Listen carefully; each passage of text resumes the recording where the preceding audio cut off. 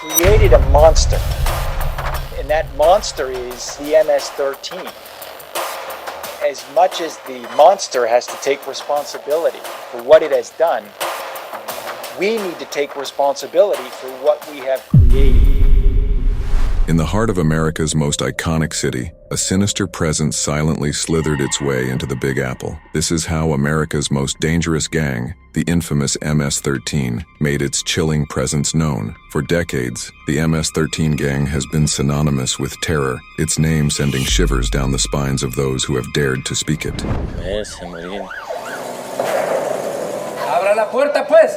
Si ella no quiso pagar, lo primero que hacemos, le enviamos al esposo. Its reputation for brutality knows no bounds. Its motto, mata, roba, viola, controla, echoing like a grim statement of doom. But what happens when this nightmare descends upon one of the world's greatest cities? New York became an unwitting battleground. It wasn't just another story. It was a clash of worlds, a collision of forces that would leave an indelible mark on the city that never sleeps. As we delve into this chilling narrative, we'll take you on a journey through the very heart of darkness. We'll unravel the enigma that is MS-13, a gang that transcends borders and defies comprehension. We'll unveil events that shook the city, names that became etched in infamy, and a battle for supremacy that threatened to engulf New York. But this is not just a tale of chaos and despair. It's a story of resilience and determination. It's about the people who stood tall in the face of adversity, the law enforcement officers who refused to yield, and the communities that fought against the encroaching darkness. Buckle up, for what you are about to witness is not just a story.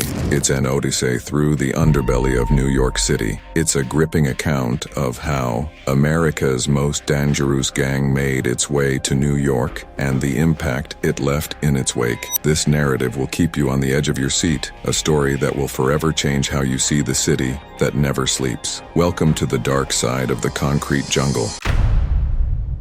Transnational criminal organizations like MS-13 represent one of the gravest threats to our American safety.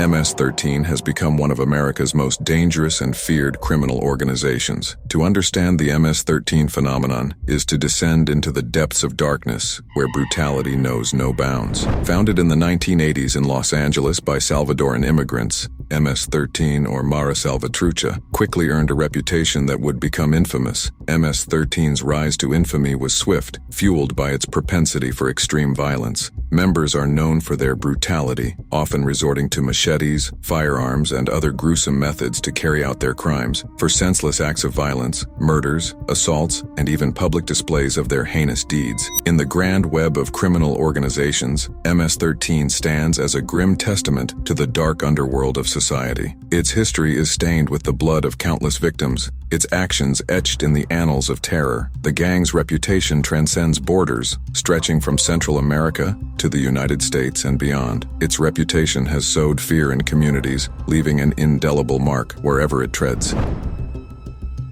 Many had crossed the less than grandiose Rio Grande, trying to escape north from Central America.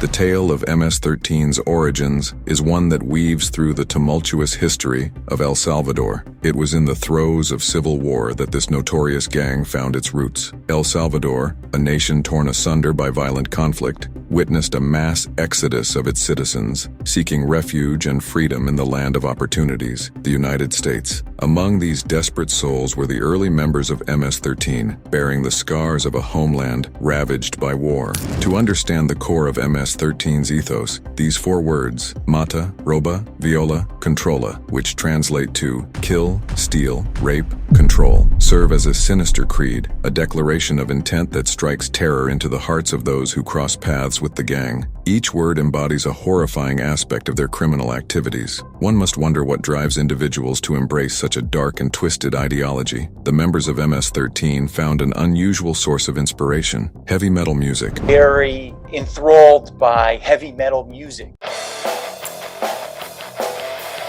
If you think of music like AC/DC or Iron Maiden, very heavy guitar, heavy drums, and they had long hair, and they wore ripped jeans, and that's what brought them together. Picture a scene where these gang members converged with long hair, ripped jeans, and an affinity for heavy guitars and thundering drums. Their shared love for this genre of music, characterized by its aggressive and rebellious nature, played a pivotal role in unifying them.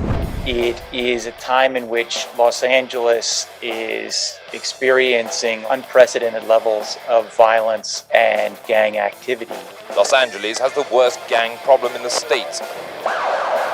Hundreds of gangs are operational in that city landscape. Los Angeles, known as the City of Angels, concealed a sinister trend beneath its glittering lights. It was during this time that the city grappled with unprecedented levels of violence and gang activity. MS-13, while just one of many gangs operating within the city, would prove to be a distinctive and particularly fearsome presence. MS-13's journey to New York was not a planned invasion, but rather a consequence of their growth. In tracing MS-13's roots to the darkest corners of their presence in New York, we come across a chilling figure known as Wizard, whose story sends shivers down the spine. Alejandro Enrique Ramirez Umaña, or Wizard as he was called, held a notorious distinction. He was the first MS-13 member to face the federal death penalty. His trail of violence began in Los Angeles in 2005. On one fateful day in July, Umaña was involved in the murders of Jose Herrera and Gustavo Porras. Just a couple of months later, in September, he participated in the killing of Andy Abarca. These brutal acts marked the beginning of his dark journey. Umaña eventually made his way to Charlotte, North Carolina, where, according to witnesses, he became a senior member of MS-13. His mission was to reorganize and strengthen the Charlotte cell of the gang.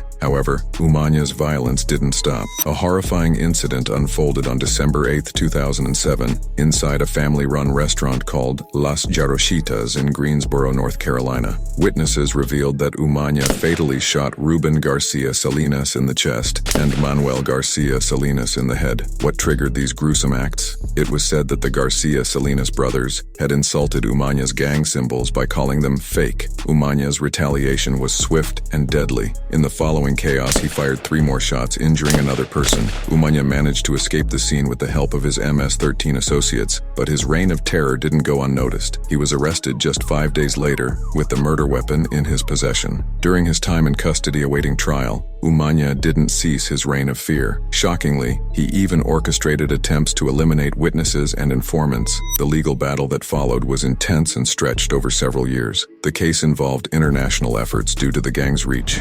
The bulk of the government's evidence consisted of 1, the confessions of Mr. Umaña, and 2, unconfronted, blame-shifting hearsay of statements made by those accused of the LA murders. Because Mr. Umaña's confessions were essential. On April 19, 2010, Umaña was found guilty of multiple murder charges, and he was held responsible for the 2005 murders during the sentencing phase. A federal jury of 12 individuals voted unanimously to impose the federal death penalty on April 28. Finally, on July 27, 2010, Chief U.S. District Judge Robert J. Conrad Jr. of Charlotte, North Carolina, formally imposed the federal death penalty sentence on Umaña. The story of Wizard serves as a chilling reminder of the horrors perpetrated by MS-13 members and the relentless pursuit of justice to protect communities from their reign of terror. As MS-13 began to spread its roots, it adopted a unique organizational structure. Rather than conforming to the traditional image of a mafia or drug cartel, it took on a different form. At its core, MS-13 is not a complex criminal enterprise but a rudimentary social club. Its members form small cells, often referred to as cliques. The same brand name, the MS-13 that they had used and they had built up in Los Angeles,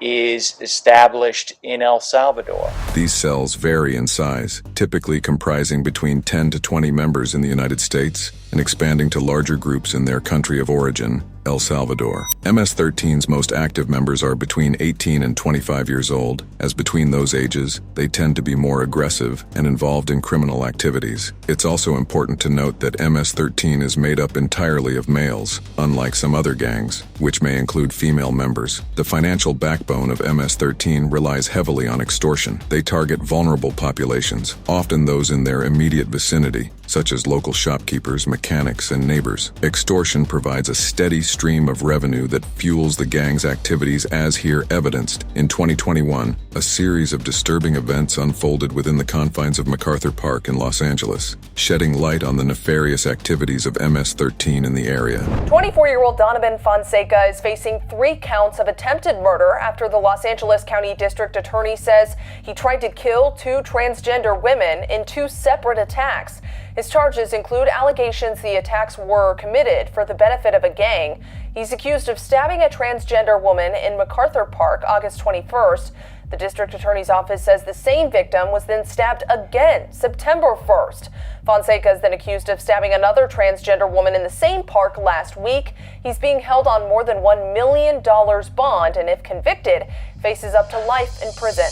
2 transgender women became victims of violent assaults, their harrowing experiences revealing the extent of the gang's control over this public space. These attacks, which occurred at night within the park, sent shockwaves through the community and garnered national attention. Outraged by the brutality inflicted upon the victims, advocacy groups joined in condemning the perpetrators and their affiliations with MS-13. What made these attacks particularly alarming was the revelation that the victims had been subjected to a chilling form of extortion. MS-13 members had been imposing a weekly tax on individuals frequenting the park. This fee, as reported by law enforcement and victims' accounts, served as a macabre toll for the right to exist within the park without facing violence or threats from the gang. The gang's motive behind this extortion scheme was to maintain control over illicit activities within the vicinity of MacArthur Park, a location of significant financial importance at the heart of MS-13's territory. This park had become a lucrative source of revenue, making it essential for the gang to regulate and tax those engaged in various illegal enterprises within the area. The victims, one of whom was Daniela Hernandez, herself a Salvadoran immigrant who had arrived in the city without legal documentation, faced immense challenges. These challenges were exacerbated when she lost her job as a janitor, rendering her unable to meet the gang's weekly fee of $20. The gang's actions seemed to be specifically targeted at transgender individuals, exploiting their vulnerabilities and further marginalizing them. Daniela Hernandez's ordeal continued for several months, during which she struggled to make ends meet and comply with the gang's demands. She believed that her transgender identity had made her a conspicuous target for the gang. Eventually, out of desperation, she decided to stop paying the fee. This decision had dire consequences, as she became the victim of a brutal assault, during which she was stabbed and left for dead near a lake close to Union Station. Astonishingly, she survived this horrific incident but remained trapped in the gang's extortion grip. In the wake of these shocking attacks and the resulting publicity,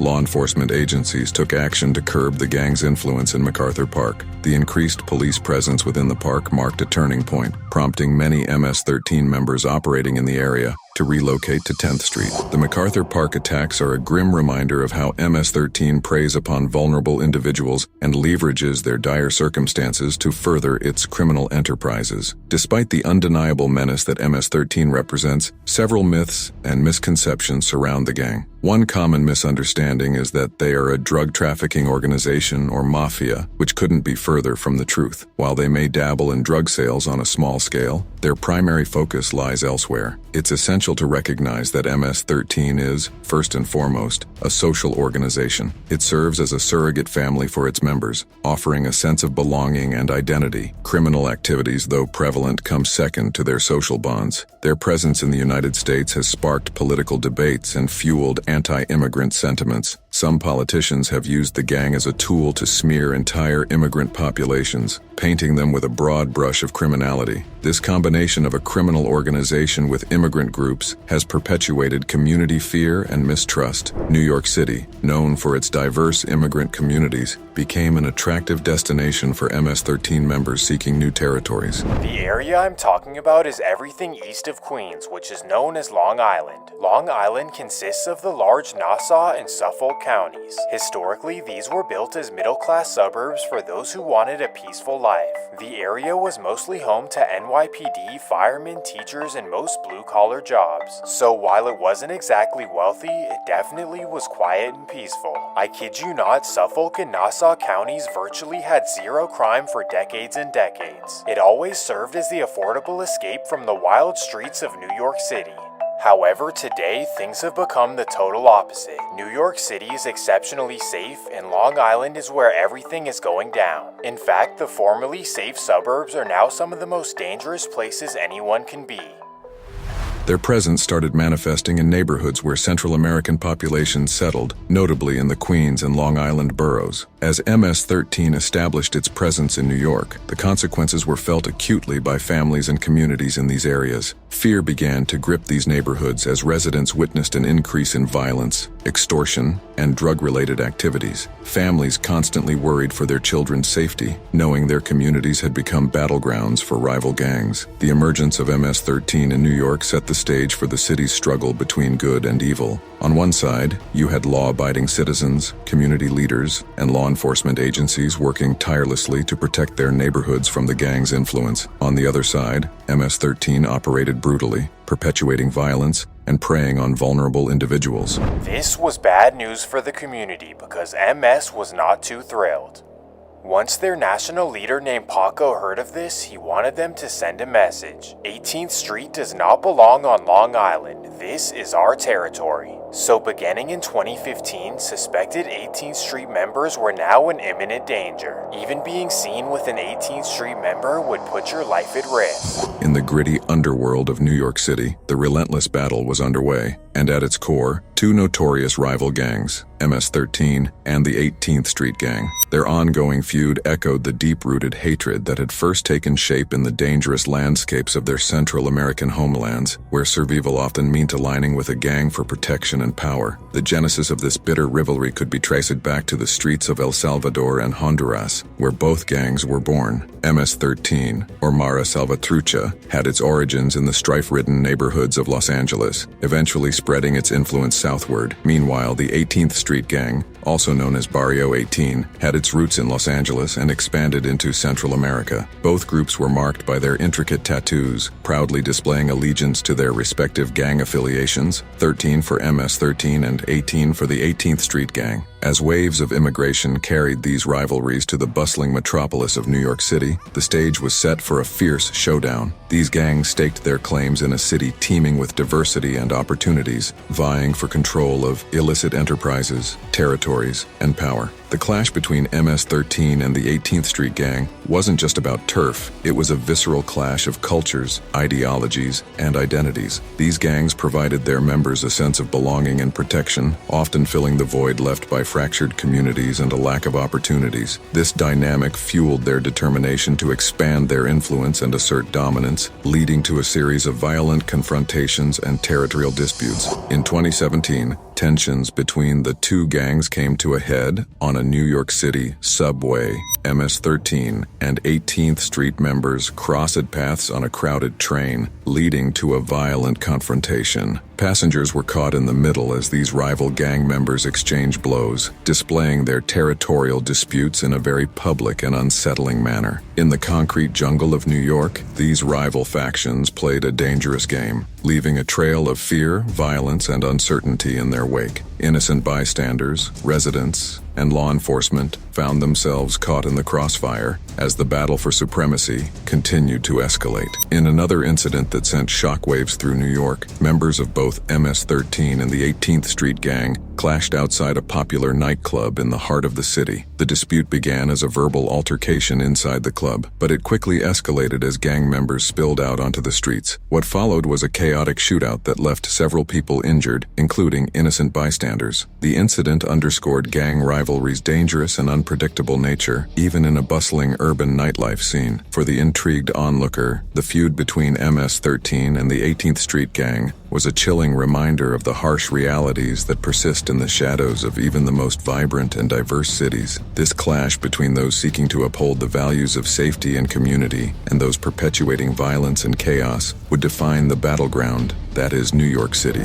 A unanimous guilty verdict on all counts. La Diablita, or the Little Devil as she calls herself on social media, 22-year-old Lenise Escobar was standing trial for quadruple murder. The accused MS-13 devoted associate charged with luring victims into a central isolate park in 2017 where they were killed in a brutal MS-13 machete attack. Prosecutors called 13 witnesses, including several admitted gang members who testified under cooperation agreements, among them Kelly Gomez, a best friend of the defendant, who described how the two girls coordinated the killings in order to curry favor within MS-13. Lenise Escobar's boyfriend, whose gang name is Cruel, was a high-ranking member. Lenise Escobar, known within the gang as La Diablita, stands as a chilling exception in the MS-13 saga. While the gang's ranks are traditionally male-dominated, with a strict code often precluding women from full membership, Escobar shattered these norms to become a figure of notoriety. Her involvement with MS-13 sent shockwaves throughout New York City, reinforcing the gang's reputation for violence and brutality. On April 11, 2017, Escobar orchestrated a horrifying event that would indelibly imprint her name into the annals of gang violence, defying the gender boundaries previously thought to define the gang's membership. Using social media, specifically Instagram, Escobar lured 4 unsuspecting young men into what they believed to be a casual meeting. However, this meeting quickly became a gruesome ambush as they fell into an MS-13 trap. The unsuspecting victims were mistaken for rival gang members, a deadly case of mistaken identity that would have dire consequences. April 11, 2017, became a fateful day in New York City's history, marking a significant escalation in MS-13's reign of terror. The consequences were severe. Lenise Escobar and 12 of her associates were subsequently arrested and faced life sentences for their involvement in the ambush. The justice system delivered a stern message, illustrating that such heinous acts would not go unpunished. Lenise Escobar's actions served as a stark reminder of the ruthless nature of MS-13 and the extent to which its members would go to maintain their dominance on New York streets. The Latin Kings, initially founded in the early 1950s in Chicago, began as a protective group in an impoverished neighborhood. Over time, they grew into one of the largest and most feared street gangs with a strong presence in New York City. Their rivalry with the notorious MS-13 gang, comprised mainly of Salvadoran immigrants, escalated to deadly levels on the streets of the city. In 2010, Carlos Ortega, known as Silencio and an MS-13 member, targeted and murdered David Sandler, a Latin Kings member in Brentwood. Silencio walks up to his car window,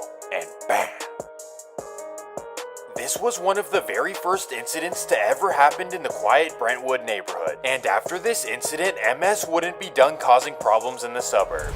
This act of violence triggered a series of retaliatory killings, plunging the neighborhoods of Brentwood and Jamaica, Queens into a gang war that lasted for years. The conflict between these two powerful and secretive gangs, marked by real-life incidents and names like Silencio, David Sandler, and others, illustrates the dangerous consequences of their territorial disputes and rivalries. Elmhurst, Queens, a neighborhood in New York City, became an unexpected battleground in the ongoing conflict between the two notorious street gangs, MS-13 and the Latin Kings. The infiltration of MS-13 into this community brought with it a wave of violence and chaos, one of the most tragic instances being the murder of Andy Peralta. As MS-13 expanded its territorial ambitions, Elmhurst, Queens, became a focal point for their operations. The Latin Kings had long held the neighborhood. MS-13 saw an opportunity to seize control and began infiltrating the area, sparking a deadly feud. The tensions between MS-13 and the Latin Kings reached a boiling point on April 23, 2018. On this fateful day, tragedy struck when Andy Peralta, an innocent young man, fell victim to a case of mistaken identity.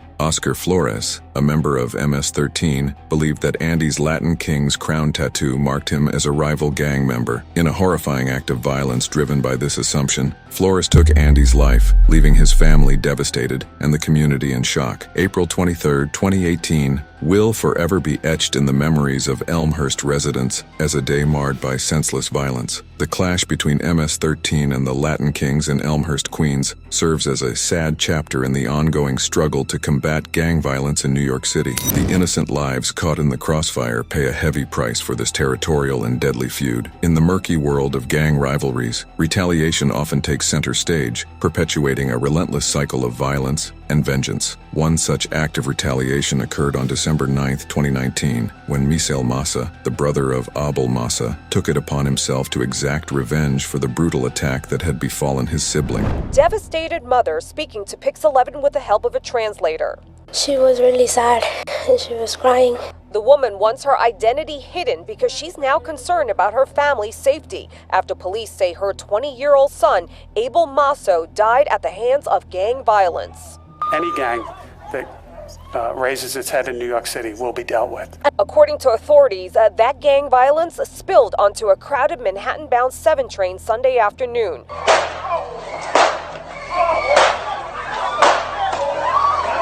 The altercation captured on cell phone video, showing the fight continuing onto the 90th Street station platform in Jackson Heights. While locally there's growing concerns about gang activity happening on our subways, the Trump administration is putting it in the national spotlight. To understand the roots of this retaliatory act, we must revisit an earlier event that transpired on February 3, 2019. On that day, Abel Massa, an associate of the 18th Street Gang, was subjected to a brutal assault by members of MS-13 at a train station. In the wake of the merciless assault on Abel, his brother, Misael Massa, found himself thrust into a world of unrelenting pain and anger. The bond between the two brothers ran deep, and Abel's suffering ignited an unquenchable thirst for retribution within Misael's heart. Fueled by grief and a desire for justice, Misael made a fateful decision that would send shockwaves through the gang-infested underbelly of their city. On the chilling night of December 9th, 2019, Misael Massa embarked on a mission to settle the score. He sought out a member of MS-13, the same gang responsible for his brother's torment, and exacted a deadly revenge. In a brutal act mirroring the violence that had marred their lives, Misael's retribution claimed the life of an MS-13 member, perpetuating the cycle of violence. While born out of profound sorrow and anger, Misael's act of vengeance only added to the cycle of violence that had gripped their community. Retaliation begets retaliation, and the seemingly unending feud between MS-13 and the 18th Street Gang continued to spiral out of control. The tragic events of December 9, 2019, serve as a poignant reminder of the relentless nature of gang rivalries, where vendettas and blood feuds perpetuate the suffering of families and communities. In the heart of this turmoil, the cycle of violence remained unbroken, underscoring the urgent need for solutions that extend beyond vengeance and retribution. As recent as a few months ago, developments surrounding the superseding indictment against members and associates of the Fulton Loco Salvatruchas clique of MS-13 exposed the ongoing challenges posed by violent transnational criminal organizations like MS-13. These insights highlight the volatile nature of gang rivalries, territorial disputes, personal vendettas, and law enforcement's difficulties in dealing with such ruthless gangs. The alleged crimes committed by these defendants, including multiple murders, acts of violence, drug distribution, and money laundering, reveal the sheer brutality and cold-blooded nature of gang activities. Incidents like the murder of Abel Massa, Eric Monghe, and the attempted murders in the summer 2021 reflect the ugly brutality of these gang members. The ongoing territorial disputes between MS-13 and rival gangs, such as the 18th Street Gang and the Latin Kings, remain a primary driving force behind the violence. As these gangs vie for control over specific neighborhoods, confrontations escalate, resulting in tragic consequences for innocent bystanders. The cycle of violence and retaliation perpetuates the conflict between rival gangs. Incidents like machete attacks, stabbings, and subsequent retaliatory actions underscore how one act of violence triggers a chain reaction of brutality, making it challenging for law enforcement to contain. The involvement of national leaders within MS-13, such as Edenilson Velasquez Larin, further complicates the efforts to combat the gang. These leaders allegedly order murders, drug distribution, and money laundering operations, demonstrating the hierarchical structure that enables such criminal activities. Federal, state, and local law enforcement agencies have joined forces to combat the MS-13 threat. The cooperation between the Eastern District of New York, the FBI, Homeland Security Investigations, HSI, and the NYPD underscores the importance of a coordinated approach to disrupt the gang's illicit activities. The superseding indictment represents a significant step in holding MS-13 members accountable for their actions. Law enforcement agencies are determined to bring these individuals to justice and dismantle the gang at all levels. Their transnational nature poses a significant threat to both national security and community safety. Their involvement in violent crime Narcotics trafficking and money laundering underscores the need for a comprehensive strategy to combat this menace. As we bring this chilling narrative to a close, we stand at the crossroads of despair and hope. The tale of MS-13's presence in New York City is a somber reminder of the depths to which human darkness can sink. Yet, even in the shadow of such malice, there are glimmers of resilience, determination, and unity. Amidst this darkness, insights were gained. The superseding indictment against MS-13 members and associates showcased the dedication of law enforcement agencies at all levels to combat the gang's menace. It demonstrated that justice would not be blind to the ruthless crimes committed by these individuals. The coordinated multi-agency efforts emphasized the importance of a united front against transnational criminal organizations. MS-13's presence in New York City is a stark reminder of the ongoing challenges of violent gangs. It underscores the need for a holistic approach that addresses the root causes, offers alternatives to vulnerable youth, and strengthens communities' resilience. In closing, the battle between good and evil continues on the streets of New York City, but it's a battle that can be won. It's a battle that calls for unity, determination, and a commitment to safety, justice, and community. The city that never sleeps will not rest until it rides itself of the shadow cast by MS-13, and in that fight, there is hope for a brighter, safer future.